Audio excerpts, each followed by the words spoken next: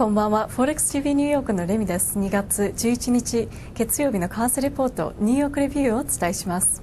11日のアメリカ株式相場小幅に反発しました。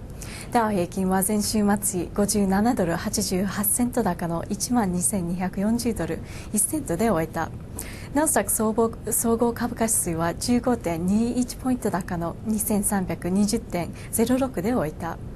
今朝の取引でアメリカ株式相場が売り先行で始まり、円買いドル売りにつながりました。一時ドル円は106円43銭まで買われました。ニューヨーク外国為替市場で株価上昇に転じて円相場が続伸しました。ドル円は前週末35銭円高ドル安の1ドル106円90銭から107円で取引を終えた。またユーロ円は前週末40銭円高ユーロ安の155円25銭から35銭で取引を終えた。それではバンクオブニューヨークメロンのマイクル・ルーフォークさんとのインタビューをご覧ください。Well, as we start off the week, the U.S. dollar is under considerable pressure after seeing strong gains against the euro and sterling last week. But as we come back from the weekend post G7, we had ECB commentary from both Trichet as well as Weber saying that their focus is on inflation. So at this moment in time right now, would you say that the ECB is neutral in its policy? And what does this mean for Eurodollar? I wouldn't say that the ECB is neutral on its policy just yet. Certainly, we've taken a very small step towards neutral, and I think that was evident in the last ECB press conference by Trichet. And if you read the statement very closely, there was the wording changed ever so slightly, that they decided not to use the word preemptive in describing their future course of action with respect to data.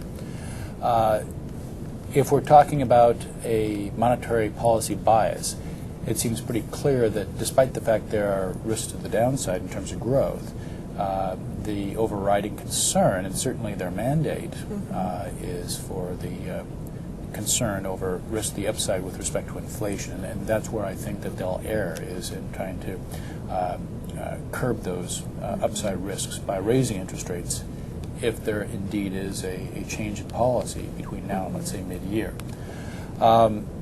The G7 really didn't change much of that. There was certainly some risk going into the weekend, as there always is in front of a G7.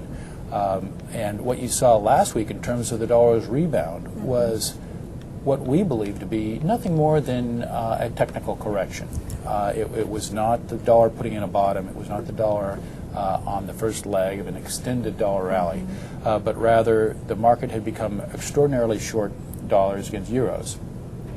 And after putting in a low, the dollar, following some dreadfully poor non-farm payrolls, and actually an ISM non-manufacturing survey, which reflects 70% of our economy, the service sector, which was the worst level we've seen since 9/11, then I think that the market had basically priced in about everything negative that we could possibly fear with respect to the economy. So growth rate differentials, interest rate differentials. I think where we are now is the market feeling comfortable with its positioning with respect to the U.S. dollar. I see that the euro probably, if anything, is going to be creeping up against the U.S. dollar to the upside as the market continues to price in expectations of a rate hike down the road.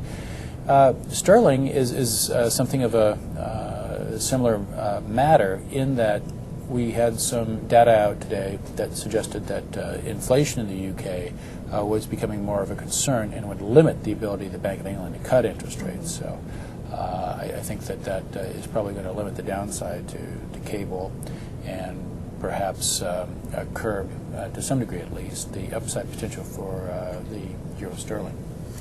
Well, Michael, while we're taking a look at the global economy, we have key data coming out from the U.S. this week after a late week last week, and also in the Eurozone as well as in Japan and the U.K. we have data coming out that will be key focus for the FX market. Yes. So out of all the data coming out this week, which data releases do you think are key for Forex traders to be watching? Well, certainly the U.S. consumer remains in a critical role with respect to growth looking forward. And I think that the surprise recently between December and January is some forward indications that maybe the U.S. consumer has temporarily suspended activity following the holiday shopping season. So advanced retail sales is going to be very critical, certainly in terms of this week's data. The U.S. trade data, however, is likely to surprise in the upside. Keep in mind that's still a fourth quarter report. It's a December report. It will factor into our U.S. GDP report for the fourth quarter. The second estimate will come in at the end of this month. And what many in the market believe to be an upward correction and an upward change in terms of the fourth quarter growth from 0.6 perhaps to something with a one handle. So expect a trade deficit there below 60 billion, perhaps if anything below 55 billion, I think that we're looking at a large revision to the upside in terms of fourth quarter growth, but expect something in the area of 55 to 57 billion. I think that the third issue is the TICS report. We've had some remarkable volatility in terms of our capital flows report.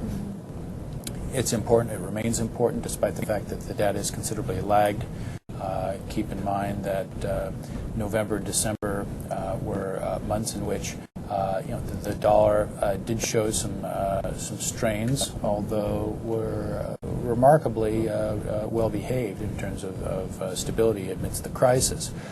So what we're expecting to see there from TICS is a continued recovery from the outflows that we saw late last year.